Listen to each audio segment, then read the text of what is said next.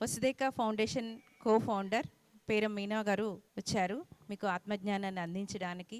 మరి ఎంతో అద్భుతంగా వారి గైడెన్స్లో ఇంతసేపు ధ్యానం చేశారు. మేడం 2008లో ధ్యానంలోకి రావటం జరిగింది. అప్పటి నుంచి మేడంకి ఎన్నో అనుభవాలు, ధ్యానం చేస్తే ఎన్ని అనుభవాలో మేడం ఇప్పుడు ఆమె మాటల్లో మీకు తెలియచేస్తారు. మరి తను పొందిన ఆనందాన్ని అందరికీ పంచాలనే మహాసంకల్పంతో మరి వసుదేక ఫౌండేషన్ ద్వారా ఎన్నో అద్భుతమైన కార్యక్రమాలు చేస్తున్నారు. ప్రజెంట్ మన హైదరాబాద్ ఎస్ఆర్ నగర్లో గురుస్థాన్ ఉంది. అక్కడి నుంచి ఎన్నో అద్భుతమైన కార్యక్రమాలు, ఎన్నో యాక్టివిటీస్, ఎన్నో కార్యక్రమాలు మేడం ద్వారా జరుగుతూ ఉన్నాయి. మరి మేడంకి ఒకసారి గట్టిగా వెల్కమ్ చెప్దామా? Thank you very much madam. Over to you. Thank you Lakshmi madam. అందరికీ ఆత్మవందనాలు. పిరమిడ్ స్పిరిచువల్ సొసైటీస్ మూవ్మెంట్ వ్యవస్థాపకులు బ్రహ్మశ్రీ పితామహ సుభాష్ పత్రిజీ గారు, నీ శ్వాసే నీ గురువు, ధ్యానం అంటే శ్వాస మీద ధ్యాస అంటూ ప్రపంచంలో ఒక ఉద్యమంగా తీసుకొని వెళ్ళారు. సో మీ శ్వాసే మీ గురువు, నా శ్వాసే నా గురువు అని నా గురువు నన్ను పరిచయం చేసిన బ్రహ్మర్షి పితామహ సుభాష్ పత్రిజీ గారికి ఒక్కసారి మనం గట్టిగా క్లాప్స్ కట్టుకుంటూ మనం ఈ సెషన్ని స్టార్ట్ చేసుకుందాము. మరి లక్ష్మి గారు చెప్పినట్టు నేను 2008లో ధ్యానంలోకి వచ్చాను.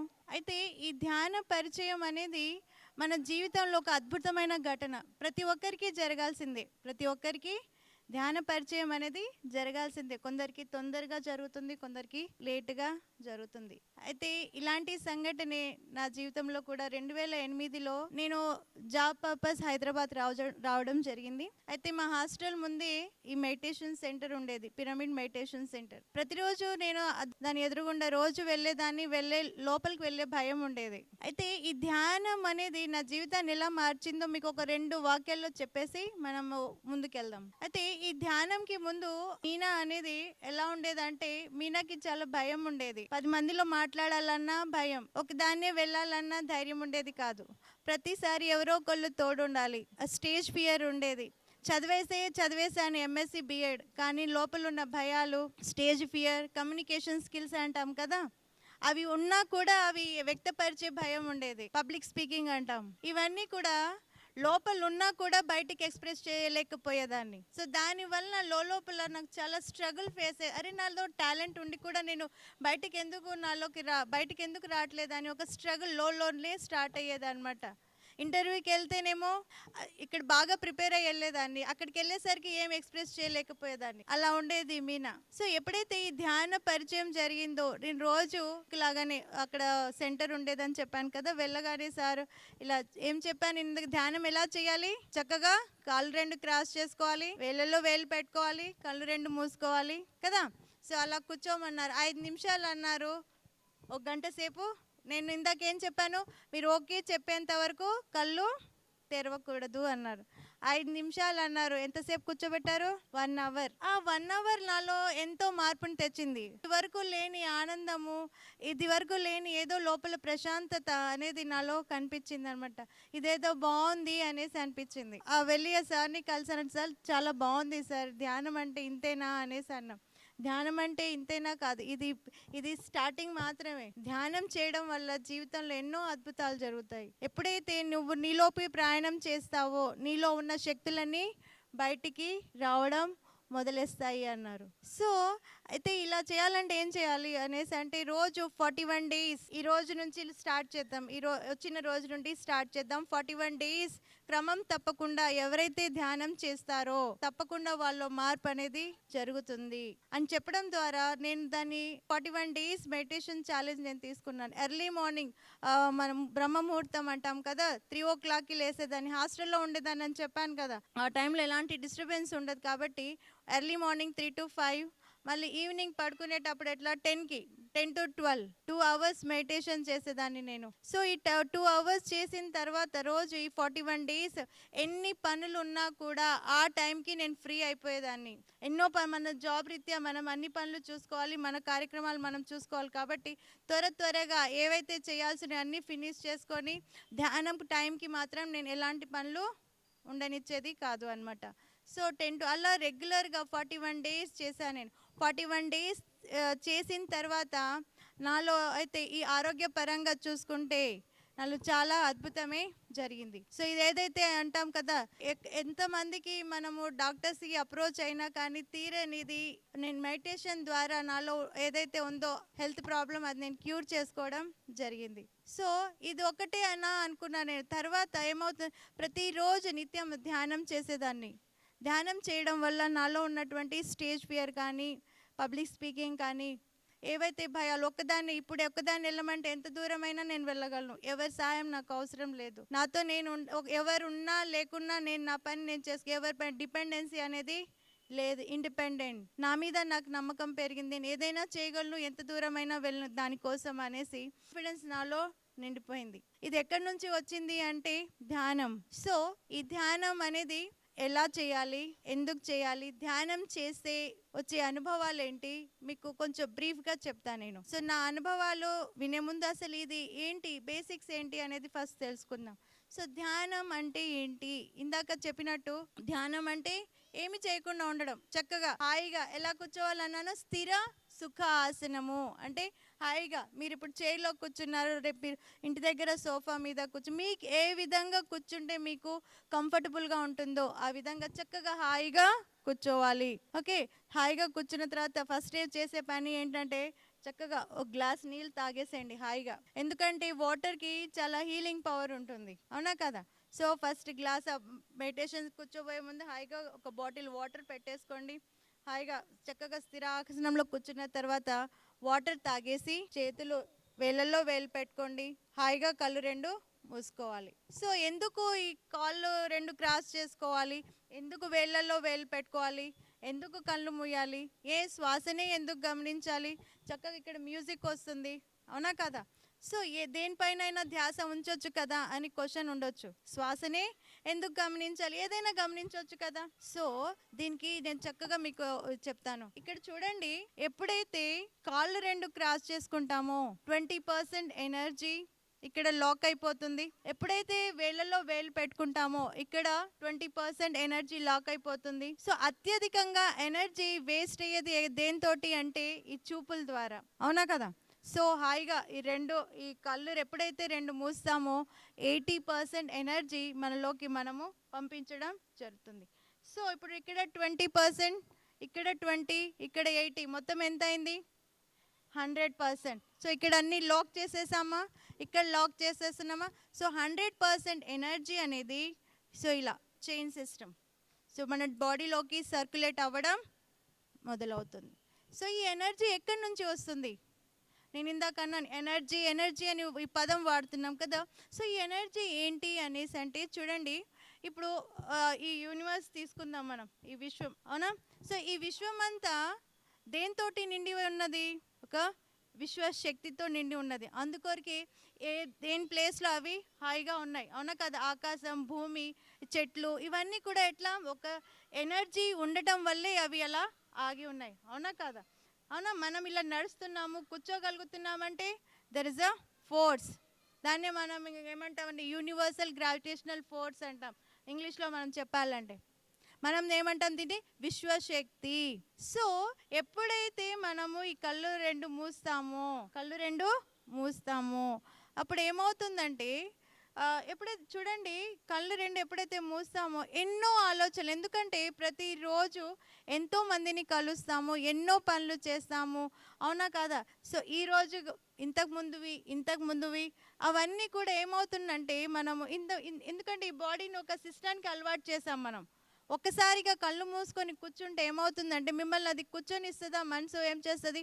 మిమ్మల్ని అక్కడికి ఇక్కడికి, వాళ్ళు అలా అన్నారు, వీళ్ళు ఇలా ఇది చేయాలి, రేపు బాక్స్ పిల్లలకి లంచ్ ఏం ప్రిపేర్ చేయాలి, సో వాడికి ఏం చేయాలి, వీళ్ళకి ఏం చేయాలి, సో నేను ఆ అన్ని పనులు అదే టైంలో గుర్తుకొస్తాయి. ఏదో చేయాలి అన్నీ గుర్తుకొస్తుంటే ఏమైనా మర్చిపోయిన ఉన్న అన్నీ కూడా మీకేం చేస్తుంది అంటే ఈ మనసు మిమ్మల్ని గుర్తు చేస్తానే ఉంటుంది, మిమ్మల్ని ఎంగేజ్. ఎందుకంటే మనసుని ఇన్ని రోజులు ఏం చేసాం మనము? ఆ పని ఈ పనితోటి మనం ఎంగేజ్ చేసి ఉంచాం దాన్ని, అవునా కాదా? సో ఎప్పుడైతే మీరు ప్రశాంతంగా కూర్చోండి, కళ్ళు మూసుకోండి అనేసి అనగానే ఆ మనసు మిమ్మల్ని కూర్చొనిస్తుందా? దాన్ని సిస్టమాటిక్ అలవాటు చేస్తారు. కూర్చోబెడితే అది కూర్చుంటుందా? కూర్చోదు. అదేం చేస్తుంది? మిమ్మల్ని తీసుకెళ్తానే ఉంటుంది. సో ఈ ఆలోచనల ప్రక్రియ అనేది అప్పుడు స్టార్ట్ అవుతుంది.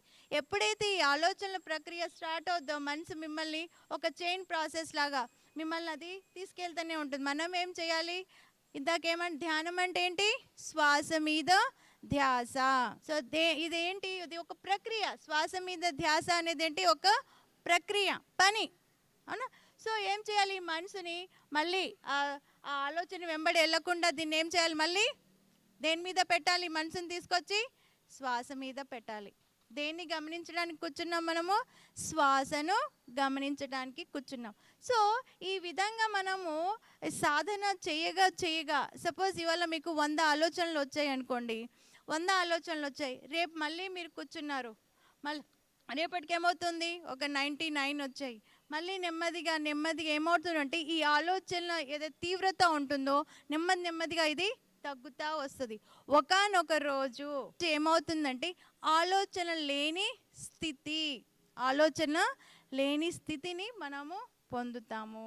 ఎప్పుడైతే ఆలోచన లేని స్థితిని పొందుతామో దాన్నే మనం అంటారు శూన్య స్థితి. దాన్ని మనం ఏమంటే బ్లిస్ స్టేట్ అంటాం అనమాట. సో ఎప్పుడైతే ఈ ఆలోచన లేని స్థితి ఉంటుందో అప్పుడు ఏమవుతుందంటే మనలోకి ఆ విశ్వశక్తి ప్రయాణం అనేది జరుగుతుంది. సో ఈ విశ్వశక్తి విశ్వమయ ప్రాణశక్తి అనేది మనలోకి ఈ సహస్రార అంటాం కదా. సో ఇక్కడి నుంచి మనలోకి ప్రవహించడం మొదలవుతుంది. సో ఎప్పుడైతే ఈ విశ్వమయ ప్రాణశక్తి మనలోకి ప్రయాణించడం జరుగుతుందో మన బాడీలో ఏవైనా బ్లాక్స్ ఉంటే ఏమవుతుంది? నాడీ మండల శుద్ధి. మన బాడీలో ఎన్ని ఉంటాయి? 77,000 నాడులు ఉంటాయి. అవునా కాదా? సో ఇది ఏమవుతుందంటే ఈ ప్రాణశక్తి ఎప్పుడైతే విశ్వమయ ప్రాణశక్తి మన కాస్మిక్ ఎనర్జీ అని కూడా అంటాం. సో ఇది ఎప్పుడైతే ఇది లోపలికి ప్రవహించడం మొదలవుతుందో మనలో ఉన్న బ్లాక్స్ అన్నీ కూడా రిలీజ్ అవ్వడం స్టార్ట్ అవుతుంది. చిత్తవృత్తి నిరోధ. ఎప్పుడైతే మనసు పనిచేయడం మానేస్తుందో అంటే ఆలోచన లేని స్థితిలో ఏమవుతుంది? విశ్వమయ ప్రాణశక్తి మనలో ప్రవహించినప్పుడు నాడీ మండల శుద్ధి అనేది జరుగుతుంది. మనలో ఉన్న బ్లాక్స్ అన్నీ కూడా రిలీజ్ అవ్వడం స్టార్ట్ అవుతుంది. బ్లాక్స్ అంటే ఏంటి? ఇక్కడ సపోజ్ నాకు ఇక్కడ నీ పెయిన్ ఉంది. సో ఇక్కడ ఏమవుతుంది? ఈ విశ్వమయ ప్రాణశక్తి ప్రవహించే క్రమంలో ఇక్కడ ఏమవుతుందంటే ఇక్కడ హీలింగ్ అనేది స్టార్ట్ అవుతుంది. సపోజ్ నాకు ఇక్కడ బ్యాక్ పెయిన్ ఉంది. సో ఇక్కడ ఏమవుతుంది? ఇక్కడ హీల్ అవ్వడం స్టార్ట్ అవుతుంది. నెమ్మదిగా ఈ నాడీ మండల శుద్ధి అనేది జరగడం ప్రారంభమవుతుంది. సో ఇప్పుడు ఈ నాడీ మండల శుద్ధి అని చెప్పాను కదా. సో ఇక్కడ ఏమవుతుందంటే ఈ ఆలోచనలు కూడా మనలో ఫిల్టర్ అవ్వడం స్టార్ట్ అవుతాయి. ఏవైతే పనికిరాని ఆలోచనలు ఉన్నాయో అవన్నీ కూడా తొలగిపోతూ ఉంటాయి. ఫిల్టరైజేషన్, వాటర్ ప్యూరిఫైర్ అని మనం ఎలా అయితే ఫిల్టర్ చేస్తుందో ఇది కూడా ఎప్పుడైతే ధ్యానంలో కూర్చుంటామో ఫస్ట్ ఏమవుతుంది? ఆలోచనలు ఫిల్టర్ అవుతాయి. సో నెమ్మదిగా పనికిరాని ఆలోచనలన్నీ తీసివేస్తాము. అవునా? సో తర్వాత పనికొచ్చే ఆలోచనలు ఉంటాయి. ఆ పనికొచ్చే ఆలోచనలు కూడా మళ్ళీ అందులో కూడా షార్ట్ అవుట్ చేసిన తర్వాత ఇంకా ఏమీ ఉండదు. ఆలోచించడానికి ఇంకా ఏమీ ఉండదు. ఒక శూన్య స్థితి మాత్రమే ఉంటుంది. సో ఎప్పుడైతే శూన్య స్థితిని పొందుతామో దాన్ని ఏమంటాం మనం? చిత్తవృత్తి నిరోధ. సో ఎప్పుడైతే ఈ శూన్య స్థితిని పొందుతామో మన నాడీ మండల శుద్ధి అనేది జరుగుతుంది. నాడీ మండల శుద్ధి జరుగుతుంది. సో అయితే ఈ ధ్యానం చేసే క్రమంలో మనకి ఇందాక చెప్పినట్టు కొన్ని అనుభవాలు ఎదురవుతూ ఉంటాయి అన్నమాట. ఏంటి అంటే ఈ ధ్యానం ఎప్పుడైతే మనం ధ్యాన స్థితిలోకి వెళ్ళే క్రమంలో ఏమవుతుందంటే కొంతమందికి బాగా బాడీ బరువెక్కిపోతూ ఉంటుంది. ఎవరికైనా ఈ అనుభవం వచ్చిందో? ఇప్పుడు కొంతసేపు ధ్యానం చేశారు కదా. సో బాడీ అంతా బాగా వెయిట్ ఎక్కిపోతుంది. ఎందుకు అనేసి అంటే ఈ ప్రాణశక్తి ఇంతవరకు ఎన్నడూ జరగలేదు కదా.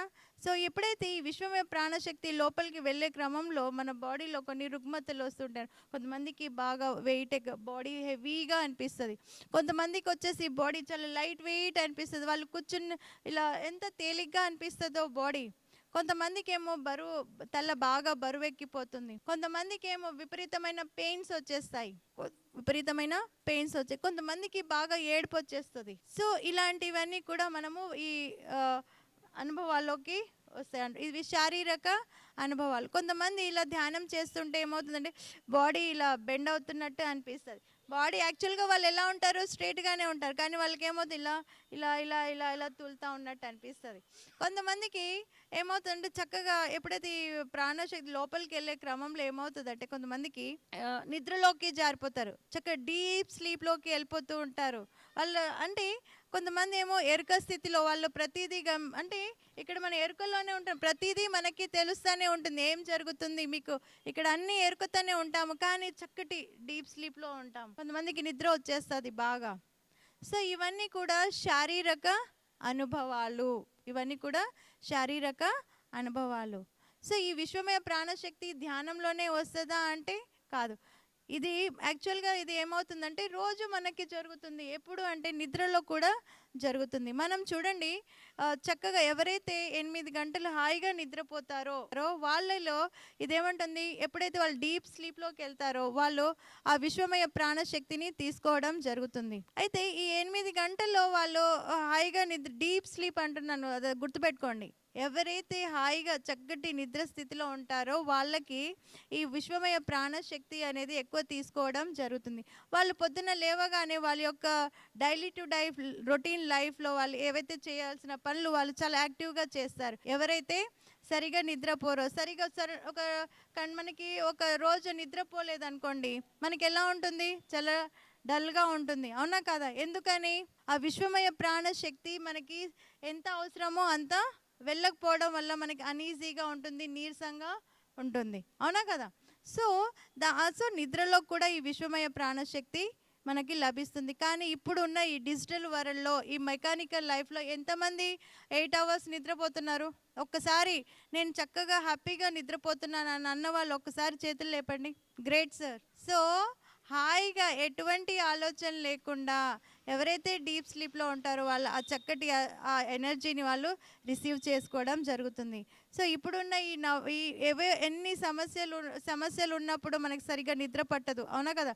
సో ఈ టైంలో మనం ఏం చేస్తామంటే ఆ ఎనర్జీని మనం తీసుకోకపోవడం వల్ల మనలో ఏమవుతుందంటే నెగిటివ్ ఎఫెక్ట్ అనేది మన బాడీలో ఉంటుంది. సో ఇది నిద్రలో జరిగే ప్రక్రియ. ఈ ధ్యానంలో ఏంటి, ఇక్కడ ఇది నిద్రావస్థలో ఉంటాము, ఇక్కడ ఏం చేస్తున్నాం, మనం ధ్యానంలో ఎరుక స్థితిలో ఉంటున్నాం.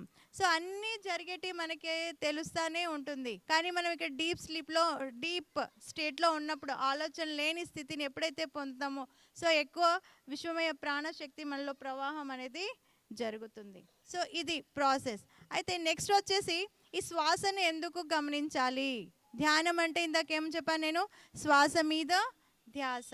సో ఈ శ్వాస మీద ధ్యాస కాకుండా ఇంకా దేనిపైన పెట్టొచ్చా అంటే పెట్టొచ్చు, కానీ మనతో పాటు ఉండేది ఏంటి, మనతో పాటు ఎప్పుడు ఉండేది శ్వాస, అవునా కదా? ఈ శ్వాస చూడండి, ఇప్పుడు హార్ట్ బీట్ అనుకోండి, సపోజ్ మన హార్ట్ బీట్ పనిచేస్తుందా లేదా? సో ఏదైనా ఇన్సిడెంట్ జరిగింది అనుకోండి, ఈ హార్ట్ బీట్ ఏం చేస్తుంది, గట్టిగా కొట్టుకుంటుంది. అంటే ఇక్కడ చూడండి మనసు యొక్క ప్రభావం ఎలా ఉంటుందో చూడండి. సో ఈ హార్ట్ బీట్ ఏదైనా ఇన్సిడెంట్ జరగడానికి ఏదో జరిగినప్పుడు హార్ట్ బీట్ గట్టిగా కొట్టుకుని మన శ్వాస ఎలా ఉంటుంది, శ్వాస స్పీడ్గా ఉంటుందా ఉండదా, అవునా కదా?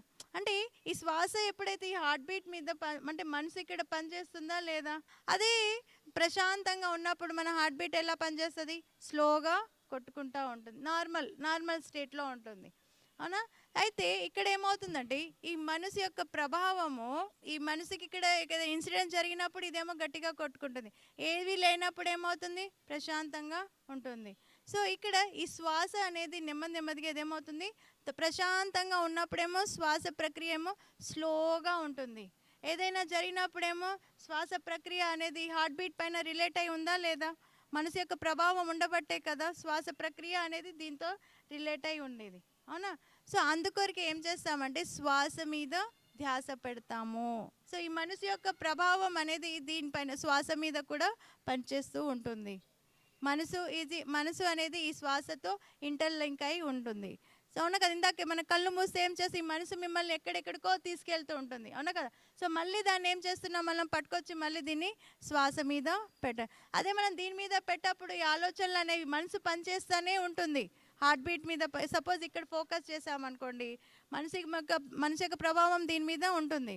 అవునా కదా? సపోజ్ మ్యూజిక్ మీద పెట్టామనుకోండి, మ్యూజిక్ని గమనించండి అన్నామనుకో, ఆ మ్యూజిక్ ఉన్నంత సేపు మనసు దాని మీద లీనమై మళ్ళీ దాన్ని ఆఫ్ చేసామనుకోండి, మళ్ళీ యథావిధిగా వచ్చేస్తుంది.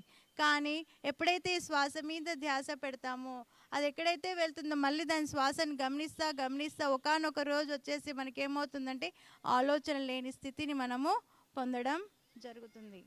సో ఇది ఎప్పుడు పాసిబుల్ అవుతుంది అంటే, చక్కటి రోజు మన కోసం మన సమయం తీసుకొని, రోజు సరిగ్గా ఈ ఒక సమయం అనుకోవాలి. పొద్దున లేచిన తర్వాత హాయిగా మన పనులని చేసేసుకొని హాయిగా శ్వాస మీద ధ్యాస పెడతాం. ఎవరికైతే నాకు సరిగ్గా రాత్రిపూట నిద్ర పట్టదు అనుకున్న వాళ్ళు ఎవరైతే ఉన్నారో, హాయిగా ఎవరైతే నాకు దేని మీద నేను కాన్సన్ట్రేట్ చేయలేకపోతున్నాను అన్నవాళ్ళు, సో ఈ చక్కటి పడుకునే ముందు 10 నిమిషాలు మనం ధ్యానం చేసి పడుకున్నాం అనుకోండి, చక్కటి నిద్ర స్థితిని పొందుతాము. రోజువారీ పనులు చాలా చక్కగా చేసుకుంటూ ఉంటామన్నమాట. సో ఇది ధ్యానంలో జరిగే ప్రక్రియ. సో ఈ మ్యూజిక్ అనేది, ఇందాక మనం మ్యూజిక్ మెడిటేషన్ చేసాం కదా. సో ఈ మ్యూజిక్ అనేది ఏం చేస్తుందంటే, ఎలాంటి మ్యూజిక్ పెట్టాలి, ఎలాంటి మ్యూజిక్ పెట్టుకొని ధ్యానం చేయాలి, ఏ మ్యూజిక్ పెడితే ఆ మ్యూజిక్ పెట్టుకొని ధ్యానం చేయకూడదు. ఎందుకని అంటే చూడండి, ఇప్పుడు ఇన్స్ట్రుమెంటల్ మ్యూజిక్స్ అంటారు, వాటిని ఏమంటారంటే డివైన్ మ్యూజిక్స్ అంటారు. లైక్ వీణ, ఫ్లూట్, మృదంగం ఇవన్నీ ఉంటాయి కదా, ఇవన్నీ డివైన్ మ్యూజిక్స్ అంటాం. సో అలాంటి మ్యూజిక్స్ పెట్టుకొని మనము ఇవి ధ్యానం చేసినట్లయితే మిమ్మల్ని ధ్యాన స్థితికి తీసుకెళ్ళడానికి ఒక ఇన్స్ట్రుమెంట్గా పనిచేస్తాయి. అదే మనము మంచి ఇప్పుడు సపోజ్ మెలోడీ సాంగ్స్ వింటూ ధ్యానం చేసామనుకోండి, ఇందాకే చెప్పాను, మన యొక్క మనసు ఉంటుంది కదా, ఒక మెలోడీ సాంగ్ వింటున్నాం అనుకోండి, అదేం చేస్తుంది, మిమ్మల్ని ఆ లోకాలకి తీసుకెళ్తూ ఉంటుంది. ఒక చక్కటి బీట్ సాంగ్ పెట్టామనుకోండి, అప్పుడేమవుతుంది, మనసు జోష్లోకి వచ్చేస్తుంది. అంటే ఎలాంటి మన మ్యూజిక్, సో అందుకొరకు ఏం చేస్తామంటే ఈ డివైన్ మ్యూజిక్ అంటే ఎవరికి అది అంటే, ఎవరికైతే ధ్యాన స్థితిని నేను పొందడానికి నాకు సమయం పడుతుంది, నేను ధ్యానంలోకి నాకు కుదరట్లేదు అన్న వాళ్ళకి, వాళ్ళు ఏం చేయాలి, చక్కగా మ్యూజిక్ పెట్టుకొని మనం ధ్యానం చేయాలి. సో ఎప్పుడైతే ఈ ధ్యానం మ్యూజిక్తో పాటు సంగీతంతో ధ్యానం చేసినట్లయితే మిమ్మల్ని చక్కటి ధ్యాన స్థితిలోకి స్లోగా అవి తీసుకెళ్తూ ఉంటాయి. ఎవరైతే నాకు మ్యూజిక్తో పని లేదు, నేను ఉండగలను అనుకున్న వాళ్ళు చక్కగా హాయిగా కూర్చోవాలి. ఏం చేయాలి, శ్వాసను గమనించాలి. ఎవరికైతే ధ్యానం కుదరదో వాళ్ళు మాత్రమే మ్యూజిక్ పెట్టుకొని చక్కగా ధ్యానం చేసుకోండి. లేదు నాకు మ్యూజిక్తో పని లేదు, నాకు హాయిగా నేను ఇలానే కూర్చొని ధ్యానం చేస్తా అన్నా కూడా హాయిగా మీ కళ్ళు 2 మూసుకోవాలి, చక్కని శ్వాసను గమనించాలి. ఇది నెక్స్ట్ వచ్చేసి నా యొక్క ఒక ధ్యాన అనుభవం ఒకటి చెప్తా. నేను ఎందుకు ఈ ధ్యానం ఇంత గట్టిగా పట్టుకున్నాను అనేది ఒకసారి చెప్పేస్తాను. సో దాంతో మన ఈ సెషన్ ఓకే. సో ఇందాక నేను చెప్పాను కదా, నాకు ధ్యాన పరిచయం అనేది జరిగినప్పుడు ఏమవుతుందంటే, ఎందుకంటే అనుభవమే జ్ఞానం కదా, అనుభవం లేకుండానే మీకు సపోజ్ ఇక్కడ ధ్యానం చేయడానికి వచ్చారు, మీకు ఏం పొందకపోతే ఏం లేదురా బాబు అనేసి అంటారు కదా. సో దీన్ని నేను ఇంత గట్టిగా పట్టుకోవడానికి కారణం కూడా ఒకటి ఉంది, నేను అది మీకు చక్కగా చెప్పేస్తాను. ధ్యానంలోకి వచ్చినప్పుడు 2008లో ఇక్కడ 5 నిమిషాలని కూర్చోబెట్టి 1 అవర్ ధ్యానం చేపించారు నాకు. అదే రోజు అక్కడ 41 డేస్ క్లాసెస్ జరుగుతున్నాయి, 41 డేస్ 41 మాస్టర్స్ తోటి. అయితే వచ్చిన మాస్టర్లో ఒక ఆయన ఏమన్నారంటే, చక్కగా క్లాస్ జరుగుతుంది కానీ ఒక స్టేట్మెంట్ మాత్రం నా చెవిలో పడింది. ఏంటి అంటే, నో డాక్టర్ నో మెడిసిన్. అది వినడానికి కూడా నా మనసు సహకరించలేదు. హెల్త్ పరంగా నేను వెళ్ళింది ధ్యానం అంటే ఏంటో తెలుసుకోవడానికి మాత్రమే యాక్చువల్గా. కానీ ఇక్కడ ఈ స్టేట్మెంట్ ఏంటి, నో డాక్టర్ నో మెడిసిన్ అంటే ధ్యానం చేయడం వరకు బాగుంది, కానీ ఈ నో డాక్టర్ నో మెడిసిన్ అంటే ఏంటి, అసలు ఆ వర్డ్కి ఏమైనా సంబంధం ఉందా అనేసి నేను అనుకున్నాను అంట. మనసులో నేను నవ్వుకున్నాను. సో ఇప్పుడు ప్రతి వచ్చిన దానికి కూడా మనం ఏం చేస్తున్నాం అంటే, సపోజ్ హెడేక్ వచ్చింది అనుకోండి, ఉంది టాబ్లెట్ పారాసిటమాల్ సర్వరోగ నివారణి కదా. సో ప్రతిదానికి ఏం చేస్తాం, కొంచెం ఏదైనా పెయిన్ ఉన్నా చక్కగా హాయిగా ఒక టాబ్లెట్ వేసేసుకుంటాం. మన జీవితం అలా అలవాటు అయిపోయింది. ప్రతిదీ కూడా మనకి తొందరగా అయిపోవాలి, తొందరగా రిలీఫ్ పొందాలి. సో తొందరగా అనుకుంటూనే మనం అనవసరమైన అన్ని కూడా తెచ్చుకుంటున్నాం. సో ఇక్కడ కూడా అలానే జరిగింది. నో డాక్టర్ నో మెడిసిన్ అనగానే నేను ఎవరైతే నాకు ధ్యానం నేర్పించారో సుబ్బారావు గారు, రమణ సార్, ఆయన దగ్గరికి వెళ్ళి, సార్ ఈ స్టేట్మెంట్ ఏదో కరెక్షన్ ఉంది సార్, ప్లీజ్ దాన్ని కరెక్ట్ చేయండి అన్న. లేదమ్మా నువ్వు విన్నది కరెక్టే, నో డాక్టర్ నో మెడిసిన్ అని. సో ఇక్కడ ఏమవుతుందంటే ఆ హెల్త్ ప్రాబ్లం ఏంటంటే నాకు చాలా రోజుల నుండి చిన్నప్పుడు 8th స్టాండర్డ్ ఉన్నప్పుడు నాకు బాగా ఫిట్స్ వచ్చేది. ఇది ఎందుకు చెప్పాల్సి వచ్చిందంటే ఇక్కడ ప్రతి ఒక్కరికి ఏదో ఒకటి ఉండే ఉంటుంది. ఆ ఫ్యామిలీ ప్రాబ్లం కావచ్చు, హెల్త్ ఇష్యూ కావచ్చు, ఫినాన్షియల్ ఇష్యూ కావచ్చు, ఏదైనా అవ్వచ్చు. ఓకే, సో నాకు నా హెల్త్ పరంగా నేను ఇందాక నేను పొందానని చెప్పాను చూసారా, అది ఒకటి మీకు చెప్తాను. అయితే ఇది ఏమవుతుందంటే నాటు వైద్యం కూడా నాటు వైద్యం మా మదర్ తీసుకెళ్లే వాళ్ళు, మంత్లీ వన్స్ వెళ్ళాల్సి వచ్చేది అనమాట. ఆ చెవిలో పోసేవాళ్ళు వేరుది తీసి. తర్వాత అలోపతి మెడిసిన్ అయిపోయింది. కొంచెం ఏంటంటే అది వేసినంత కాలం 1 ఇయర్ వేసాక మానేయొచ్చు అన్న వాళ్ళు, దాని 1 ఇయర్ అయిపోయిన తర్వాత మానేసేవాళ్ళము. మానేసిన తర్వాత దాని యొక్క ప్రభావం తగ్గగానే మళ్ళీ వచ్చేది. అలా ఏమైందంటే డిగ్రీ బీఎడ్ అయిపోయింది, ఎంఎస్సి అయిపోయింది. సో అది ప్రతిసారి ఆపిన ప్రతిసారి నాకు ఇది ఎఫెక్ట్ చూపిస్తూనే ఉంది. సో 2008లో ఎప్పుడైతే నేను ఇక్కడ హాస్టల్లో కూడా నేను జాబ్ పర్పస్, మా పేరెంట్స్కి యాక్చువల్గా ఇష్టం లేదు హాస్టల్లో ఉంచడం, కానీ ఇంత చదివించాక అమ్మాయిని ఇంట్లో ఉంచడం కూడా పద్ధతి కాదు. మా ఫ్రెండ్స్ అందరు కూడా మీరు పంపించండి అంకుల్ మేము చూసుకుంటామన్న ఒక భరోసాతోటి మా నాన్న బయటికి పంపించారనమాట. సో ఇది అలా అయింది కదా. అయితే నాకు ఈ హాస్టల్లో అయినప్పుడు కూడా మా ఫ్రెండ్స్ కూడా బాగా భయపడేవాళ్ళు అనమాట. అదే తరుణంలో నాకు ఈ మెడిటేషన్ అందడము, ఈ నో డాక్టర్ నో మెడిసిన్ అనే స్టేట్మెంటు, అదే ఇందాక చెప్పాను కదా. సో ఆయన వెళ్ళి ఇలా చెప్తే ఆయన ఏమన్నా 41 days నువ్వు మెడిటేషన్ చెయ్యి, ఛాలెంజ్గా తీసుకో, దాన్ని రెగ్యులర్ ప్రాక్టీస్ చెయ్యి, నువ్వు ఫలితాన్ని ఎక్స్పెక్ట్ చేయకు, రిజల్ట్ డోంట్ ఎక్స్పెక్ట్ రిజల్ట్, ధ్యానం చేసే అద్భుతాలు జరిగిపోతాయా అనేసి నేను ఎందుకు చెప్పాను కదా. ఎన్నో అద్భుతాలు జరుగుతాయి, కానీ ఫస్ట్ మనం దాన్ని అనుభవించాలి కదా. అనుభవించకుందే మనం ఆ స్టేట్మెంట్ని మనం ఎప్పుడూ యాక్సెప్ట్ చేయకూడదు. ఏదైనా కానీ ఎవరైనా ఏదైనా చెప్తే అనుభవంలో రాంది మనం దాన్ని యాక్సెప్ట్ చేయకూడదు. సో నేను కూడా దాన్ని 41 days, ఎందుకంటే ఇదేంటంటే లైఫ్ టైం మెడిసిన్ మీరు వాడాలండి అనేసి అన్నారు. మా మమ్మీ ప్రతి నెల నాకు కొరియర్ చేసేది ఆ ట్యాబ్లెట్స్. సో ఆ డే 1 నుంచి ఏ రోజు అయితే నేను విన్నానో అదే రోజు నేను ఏం చేశానంటే హాస్టల్కి వెళ్ళిన తర్వాత నేను ఆ ట్యాబ్లెట్ వేసుకోలేదు, ఇంట్లో కూడా నేను చెప్పలేదు. సో నేను ఇందాక చెప్పాను కదా, ఛాలెంజ్గా నేను తీసుకున్నాను, దాన్ని వదిలిపెట్టలేదు, దీన్ని ఆడో పాడో తేడ్చి పడేయాలి అనుకున్నాను నేను. సో ఆ విధంగా డే 1 నుంచి నేను మెడిసిన్ నేను వేసుకోలేదు. 41 days నేను వేసుకోలేదు. ఇందాక చెప్పాను కదా, మార్నింగ్ బ్రహ్మముహూర్తాన లేచి 3 to 5, మళ్ళీ నైట్ 10 to 12 మెడిటేషన్ చేసేదాన్ని. ఎట్లా అంటే ఇంకా చెప్పను, ఎప్పుడు కాలేజ్ నుండి నా 4కి కాలేజ్ అయిపోగానే టక్క రెడీ అయిపోయి నేను ఎక్కువ టైం నేను మెడిటేషన్ సెంటర్లో ఉండేదాన్ని అనమాట. ఆ ఎన్విరాన్మెంట్ ప్రభావం కూడా ఉంటుంది, మన మైండ్ ఎప్పుడు కూడా చక్కటి ఆలోచనలో ఉంచుతుంది ఆ మెడిటేషన్ సెంటర్ అనేది, అవునా. సో ఎక్కువసేపు అక్కడ గడపడము, ఎక్కువసేపు బుక్ రీడింగ్ చేయడం, అక్కడ ఉన్న ఆధ్యాత్మిక పుస్తకాలు చదవడము. ఓకే, సో ఇలా చేసేదాన్ని. సో ఒక 41 days అయిపోయిన తర్వాత మళ్ళీ యాక్చువల్లీ అదే రోజు మా ఫాదర్ హైదరాబాద్ రావాల్సి ఉండింది, ఎందుకంటే నా స్కానింగ్ తీపిచ్చేయాల్సి ఉండింది. సో నేను ఆ సార్ని అడిగాను, ఇప్పుడు 41 days అయిపోయాయి కదా, నేను ఇప్పుడు స్కానింగ్ తీయమంటారా అనేసి అంటే ఆయన ఏమన్నా ఒకటే, నువ్వు ధ్యానాన్ని నమ్మావా నమ్మలేదా ఒకటి చెప్పు అన్న. నమ్మాను సార్ అన్న.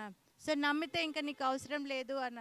సో ఆ రోజు నుంచి టిల్ నౌ ఈ రోజు వరకు నేను ఆ మెడిసిన్ జోలికే మర్చిపోయాను. నాకు ఆ ఉన్నదన్న విషయం కూడా నేను మర్చిపోయాను. సో ఇప్పటి వరకు మళ్ళీ నాకు అది ఎప్పుడు రిఫ్లెక్ట్ అవ్వలేదు, ఎందుకంటే నేను మెడిసిన్ ఆపేస్తే నాకు వచ్చేసేది, దాని ఎఫెక్ట్ ఎప్పుడు చూపించేది.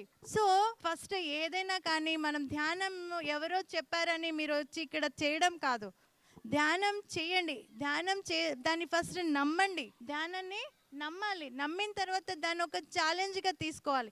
ఛాలెంజ్గా తీసుకుంటే సరిపోదు, దాన్ని ఎన్నో పనులు ఉంటాయి, మనకి ఎన్నో కమిట్మెంట్స్ ఉంటాయి, కానీ ఆ ఎన్ని కమిట్మెంట్స్ ఉన్నా నీకోసం నువ్వు టైంని కేటాయించాలి. ప్రతి ఒక్కరికి బాధ్యతలు ఉంటాయి, ప్రతి ఒక్కరికి కమిట్మెంట్స్ ఉంటాయి, కానీ నీకోసం నువ్వు టైం ఎప్పుడు కేటాయించుకుంటావు?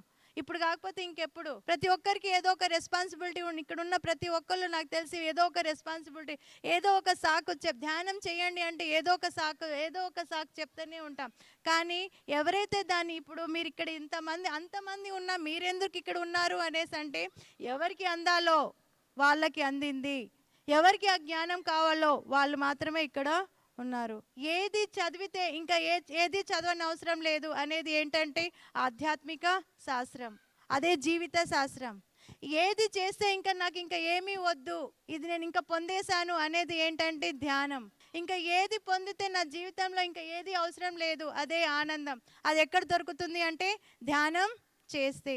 ప్రతి నిత్యము అందరికీ ఏవో పనులు ఉంటాయి, ఎన్నో కమిట్మెంట్స్ ఉంటాయి, అయినా ఎన్ని ప్రాబ్లమ్స్ ఉన్నా, ఫ్యామిలీ అన్నాక సమస్యలు ఉంటాయి, ఆఫీస్ అన్నాక సమస్యలు ఉంటాయి, ప్రాబ్లమ్స్ ప్రతి చోట ఉన్నాయి, ఉన్న ప్రతి చోట ప్రాబ్లమ్స్ ఉంటాయి.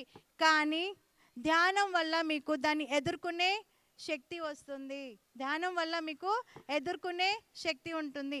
ఎన్ని ఉన్నా కూడా మీరు ఎలాంటి సిచ్యువేషన్లో ఉన్నా, సపోజ్ అక్కడ ఉన్న ఎన్విరాన్మెంట్ సరిగా లేదు, కానీ మీరు ధ్యానం చేయడం వల్ల అక్కడున్న అట్మాస్ఫియర్ మీకు అనుకూలంగా మారుతుంది. ఎందుకంటే మీ యొక్క సరి అయిన ఆలోచన విధానము మిమ్మల్ని అక్కడ అటువంటి అనువు కాని దగ్గర ఉన్నా కూడా మీ యొక్క ఆలోచన తీరు బట్టి అక్కడ ఉన్నటువంటి సరౌండింగ్ మీకు అనుగుణంగా మారుతుంది. అది ఎప్పుడు పాసిబుల్ అవుతుంది అంటే ఇది ధ్యానం వల్ల.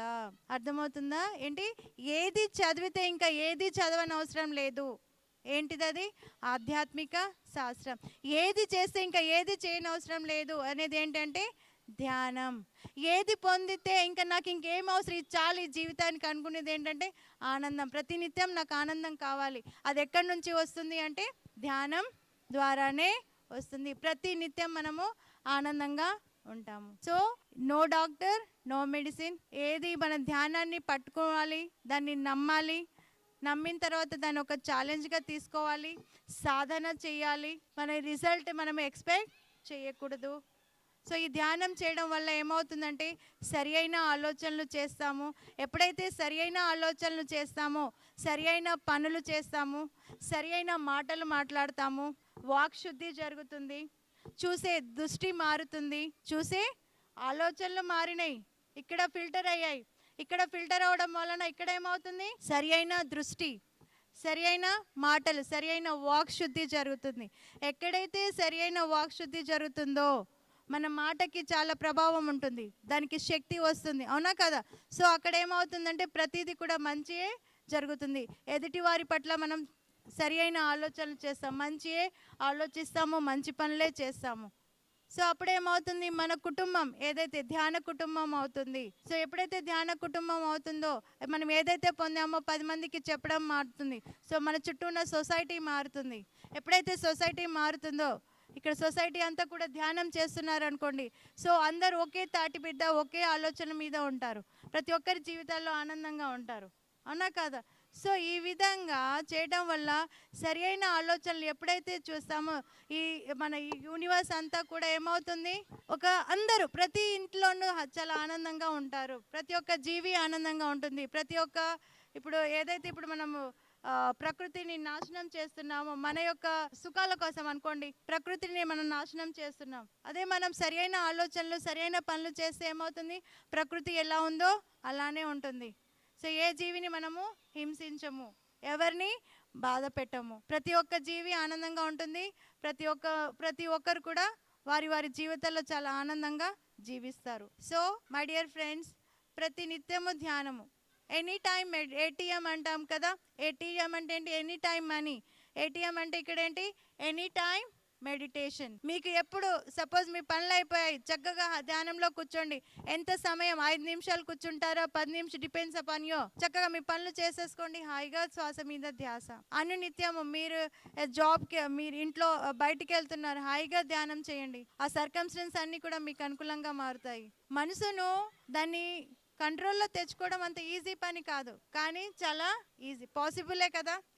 ఎవరి చేతుల్లో ఉంది, మన చేతుల్లోనే ఉంది. ఒక చిన్న పిల్లవాడు ఉంటాడు, వాడికి అప్పుడప్పుడే ఇలా పాకుతూ ఉంటాడు, కూర్చోబెట్టడానికి ప్రయత్నిస్తూ ఉంటాం వాడిని. వాడు కూర్చుంటాడా, పాకుతూ ఉంటాడు. మళ్ళీ తీసుకొచ్చి కూర్చోబెట్ట వాడు 7 monthsకి కూర్చోవడం మొదలేస్తాడు. వన్స్ వాడు కూర్చోబెట్టడం వాడు కూర్చోవడం అలవాటు పడ్డాడు అనుకోండి, ఇంకా నిలబడు, వాడే ఇంకా వెళ్ళిపోతాడు. అలాగే మనం కూడా కూర్చోవాలి, ముందు కూర్చోవాలి. ఎప్పుడైతే కూర్చోవడం అలవాటు చేసుకుంటామో ధ్యానం ఎందుకు కుదరదు, తప్పకుండా కుదురుతుంది. ఆలోచనలు వస్తాయి, ఆలోచనలు రావడం ఎంత సహజమో ధ్యాన స్థితిని పొందడం కూడా అంతే సహజం. వన్స్ మీరు ధ్యాన స్థితిని పొందేశారనుకోండి, ఇవాళ మీకు 10 నిమిషాలు పట్టింది అనుకోండి, రేపు 5 నిమిషాలే పడుతుంది. ఇంకా ధ్యాన సాధన ఎక్కువ చేశారనుకోండి, కూర్చున్న 1 మినిట్లోనే మీరు చక్కటి ఆ ట్రాన్స్ స్టేట్ని మీరు ఫీల్ అవుతారు.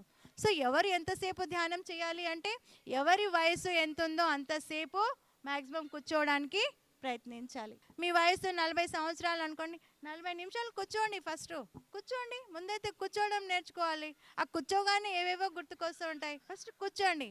కూర్చున్న తర్వాత హ్యాపీగా శ్వాసను గమనించడం మొదలేస్తే ఆటోమేటిక్గా మీకు ఒకానొక రోజు ఏమవుతుంది, ధ్యాన స్థితిని చాలా త్వరితంగా మీరు పొందుతారు. Okay my dear friends, first ధ్యానం అంటే శ్వాస మీద ధ్యాస.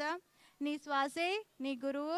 ఓకే, ఎప్పుడైతే ధ్యానం చేస్తారో no doctor, no medicine. Next వచ్చేసి చక్కటి ఆధ్యాత్మిక పుస్తకాలు చదవాలి. చక్కటి మీ సమయ సాధన అంటే ఆ సాధన ఎలా ఉండాలంటే, మీకు అనువైన సమయంలో మీరు చక్కగా సాధన చేయాలి. ఓకే, అనుభవాలు చక్కగా ధ్యాన స్థితిని పెంచుతున్న క్రమంలో మీకు చక్కటి అనుభవాలు వస్తాయి.